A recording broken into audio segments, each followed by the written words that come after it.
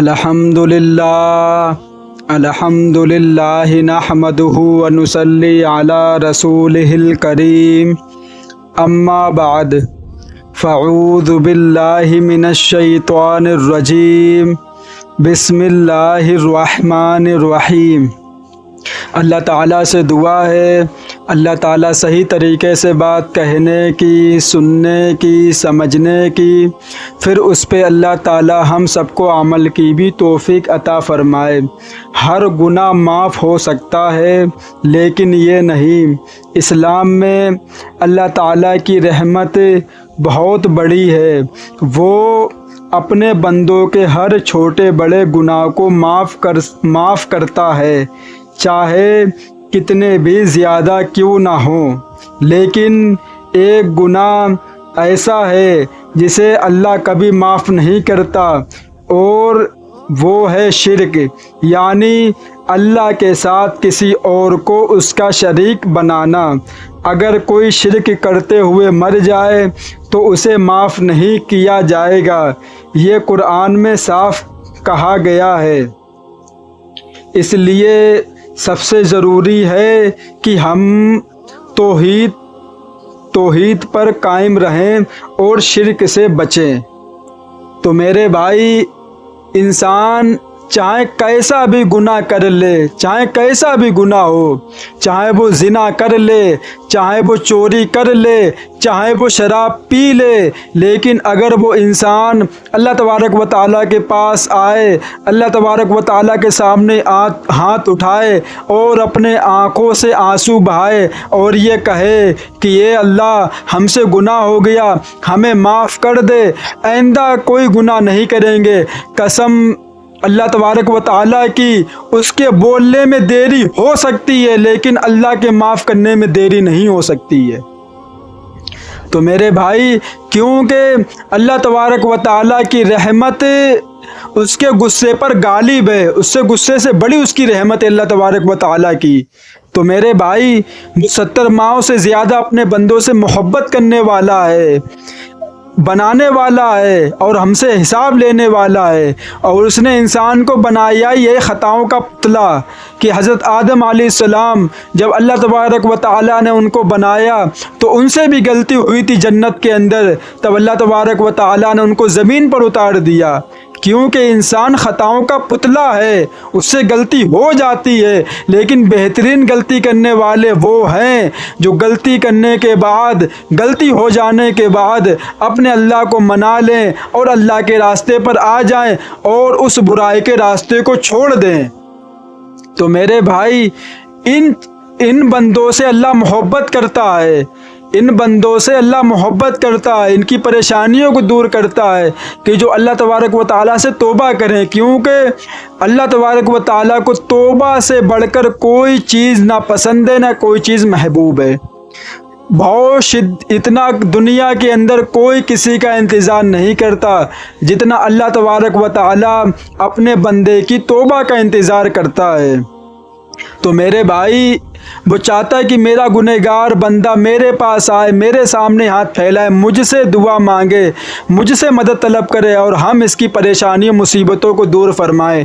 لیکن جو شیطان ہے، جو انسانوں کا دشمن ہے، وہ کیا وسوسے، خیالات، فطور ہمارے دلوں میں پیدا کرتا ہے، وہ یہ کہ آپ نے ایک گناہ کیا، آپ نے توبہ کر لی، اللہ نے معاف کر دیا، دوبارہ وہی گناہ کیا، آپ نے توبہ کی، اللہ نے معاف کر دی، تیبارہ وہی گناہ کیا، چوتھی بار گناہ کیا، پانچویں بار گناہ کیا۔ اب شیطان انسانوں کے دلوں میں یہ خیالات پیدا کرتا ہے کہ اب اللہ تمہاری توبہ قبول نہیں کرے گا۔ میرے بھائی، اگر کوئی انسان سمندر کے برابر گناہ کر لے، آسمان کے برابر گناہ کر لے اور وہ اللہ تبارک و تعالیٰ کے پاس جا کر اپنے گناہوں کی معافی مانگے، اپنے گناہوں کی توبہ کرے، تو اللہ تبارک و تعالیٰ اس کو معاف فرما دیتا ہے۔ کیوں کہ اللہ کی رحمت اس کے غصے پر غالب ہے، اس کی رحمت بڑی ہے اس کے غصے سے۔ اسی پہ ایک شعر بھی سناتے آپ لوگوں کو، ہم روز گناہ کرتے ہیں اور وہ روز بخش دیتا ہے۔ ہم روز گناہ کرتے ہیں اور وہ روز بخش دیتا ہے۔ ہم اپنی عادت سے مجبور، وہ اپنی رحمت سے مشہور۔ کیونکہ اللہ کی رحمت بہت بڑی ہے، اس سے کبھی مایوس مت ہونا۔ دنیا کے اندر کچھ بھی کام کر لینا، کچھ بھی، لیکن اللہ کی رحمت سے مایوس مت ہونا کبھی بھی، کیونکہ مایوسیت ابلیسیت ہے، شیطانیت کہ مسلمان تو وہ ہے ہی نہیں جو اللہ کی رحمت سے مایوس ہو گیا ہو۔ کچھ بھی ہو جائے زندگی میں، لیکن اللہ کا دامن کبھی مت چھوڑنا، اللہ کی رحمت سے کبھی مایوس مت ہونا۔ شیطان مایوس ہوا ہے، شیطان مایوس ہوا ہے۔ ہم شیطان تھوڑی ہیں، ہم ابلیس تھوڑی ہیں، ہم انسان ہیں۔ اور کس نے بنایا؟ اللہ نے بنایا ہے، بندر سے نہیں بنے ہیں کہ ہم بندر سے پیدا ہو گئے ہوں اور ہزاروں کروڑوں سالوں میں انسان بن کے 2 آنکھیں، 2 ناک، 2 کان، 2 ہاتھ، 2 پیر بن کے سیدھے کھڑے ہو گئے ہوں۔ نہیں بھائی، نہیں نہیں نہیں، ایسا نہیں ہے۔ اللہ نے پیدا کیا ہے۔ پہلے انسان حضرت آدم علیہ السلام، ان کو اللہ نے بنایا ہے۔ ہم بندر سے پیدا ہونے والے نہیں ہیں کہ لاکھوں کروڑوں سال میں بندر سے انسان بن کے کھڑے ہو گئے آ کے۔ نہیں میرے بھائی، اگر یہ ایمان کسی مسلمان کے دل میں تو اس کو نکال کے پھینک دے کہ اللہ نے بنایا ہے، مٹی سے پیدا کیا ہے اور مر کے اسی کے پاس جانا ہے۔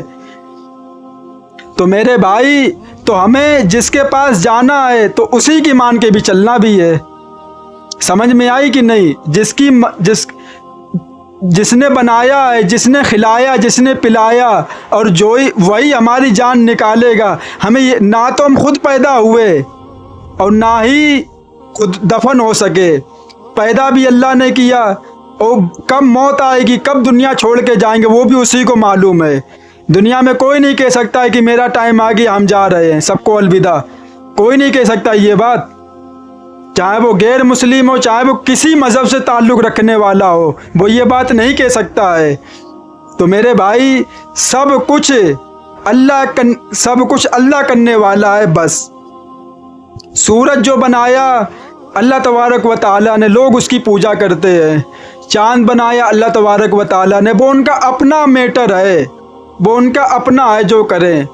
اب اس پہ تھوڑی بات لے کے چلیں گے آگے۔ حضرت ابراہیم علیہ السلام پیدا ہوئے، کہاں پیدا ہوئے اب یہ تو معلوم بھی نہیں کہاں پیدا ہوئے، لیکن ایک غار کے اندر جو گفا ہوتی ہے اس کے اندر ان کو پیدا کیوں؟ نمرود کا زور تھا اس ٹائم، پورے مسلمانوں کو اس نے بندی بنا رکھا ہوا تھا۔ تو حضرت ابراہیم علیہ السلام کیوں کہ جب اللہ تبارک و تعالی نے اپنا حکم دے دیا، جیسے دشمن اپنی تیاری کرتا ہے، وہ سمجھتا ہے کہ ہم ہی تیاری کر سکتے، میرے بھائی اللہ بھی تیاری کرتا ہے۔ اتنا خطرناک ماحول تھا، پھر بھی اللہ تبارک و تعالیٰ نے اپنے پیارے حبیب خلیل اللہ، اپنے دوست حضرت ابراہیم علیہ السلام، جن کی یاد میں ہم لوگ ہر سال 10 تاریخ کو قربانی کرتے ہیں، اس پہ بھی بیان آنے والا ہے انشاءاللہ، کل آئے گا، کل یا پرسوں انشاءاللہ، حضرت ابراہیم علیہ السلام کے اوپر کی ابھی تو بات میں وہ والی لے کے چلوں گا، اس کو اگلی ویڈیو میں سنائیں گے۔ تو میرے بھائی، پیدا ہوئے، ان کی ماں ان کو چھوڑ کر چلی گئی، لیٹے ہوئے ہیں اور سورج کو دیکھ رہے ہیں، تو وہ سوچتے ہیں کہ شاید یہی خدا ہے، یہی خدا ہے۔ اور جب شام ہو گئی تو سورج ڈوب گیا اور چاند نکل کے آ گیا، چاند کو دیکھا تب کہنے لگے یہی خدا ہے، یہی خدا ہے۔ جب صبح آئی تو سورج بھی ڈوب گیا، تو اب ان کے سمجھ میں آئے کہ نہیں، خدا یہ نہیں ہے، خدا کوئی اور ہے، جو ان کو چلا رہا ہے، جو ان کو نکالتا ہے بعد میں چھپا دیتا ہے، خدا وہ اصل میں ہے۔ وہ تو یہ چیزیں جس نے اس نے پیدا کیا ہے ہمارے فائدے کے لیے۔ یہ کن کا واقعہ؟ حضرت ابراہیم علیہ السلام پہلے ایسے پیدا ہوا کرتے تھے، نبی پاک صلی اللہ علیہ وسلم امتی، جو جانتے تھے کہ اللہ ہے کون، لیکن آج کا بچہ پیدا ہوا، اسے معلوم ہے موبائل کیا ہے، اسے معلوم ہے گانا کیا ہے، اسے معلوم ہے گالی کیا ہے، اسے معلوم ہے کہ چیزیں کیا ہیں، لیکن جو نہیں معلوم وہ ہے نماز، قرآن، حدیث، اللہ، رسول، یہ اس کو نہیں معلوم ہے۔ کیوں؟ ہماری غلطی ہے سب کہ بچہ پیدا ہوا موبائل اس کو سکھا دیا بس. تو میرے بھائی ہمیں اس کو دین کا راستہ دکھانا، دین کا راستہ جس میں کامیابی ہے، غیروں کے راستے میں کامیابی نہیں ہے، نبی کے طریقے پر کامیابی ہے، غیروں کے طریقے پر کامیابی نہیں ہے. تو میرے بھائی ہم کو وہ راستہ ہم گزارے جو ہمارے نبی ہم کو بتا کے گئے ہیں، غیروں کو چھوڑیں، نبی پاک صلی اللہ علیہ وسلم کے طریقے پر زندگی گزاریں. اور جو بات چلی تھی وہ تھی شرک کے اوپر، تھوڑا اس کو ہائی لائٹ کر دیں پھر انشاءاللہ زیادہ لمبی بات ہو جائے گی.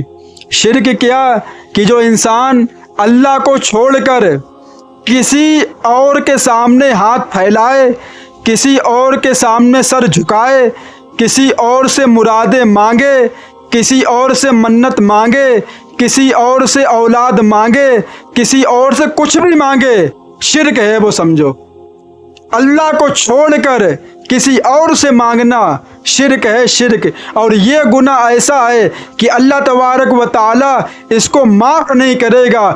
اگر کسی مسلمان کے اندر یہ ہے تو اس کو چاہیے کہ توبہ کر لے، کیونکہ مرنے کے بعد اللہ تبارک و تعالی شرک جیسی پلیدگی کو معاف نہیں کرے گا.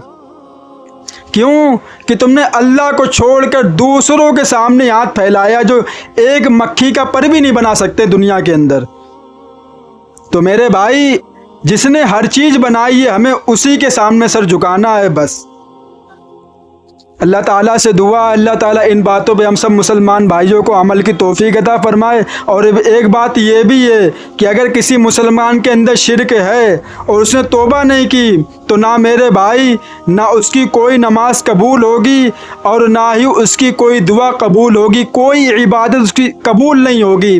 جیسے آپ نے دیکھا ہے کہ لکڑی وہ آگ جیسے لکڑی کو کھا جاتی، ویسے ہی شرک ہماری نیکیاں جو ہم نے اچھے اعمال کیے دنیا کے اندر اس کو کھا کے ختم کر دیتا ہے. اور اس انسان کی قربانی بھی قبول نہیں ہوتی ہے جس کے اندر شرک ہو. اور میں نے آپ کو پہلے ہی بتا دیا کہ اللہ کو چھوڑ کر کسی اور کے سامنے ہاتھ پھیلانا، کسی اور کے سامنے سر جھکانا، کسی اور سے مرادیں مانگنا، کسی اور سے منت مانگنا بس. اللہ تعالیٰ ان باتوں پہ ہم سب کو عمل کی توفیق عطا فرمائے. وآخر دعوانا والحمد للہ رب العالمین.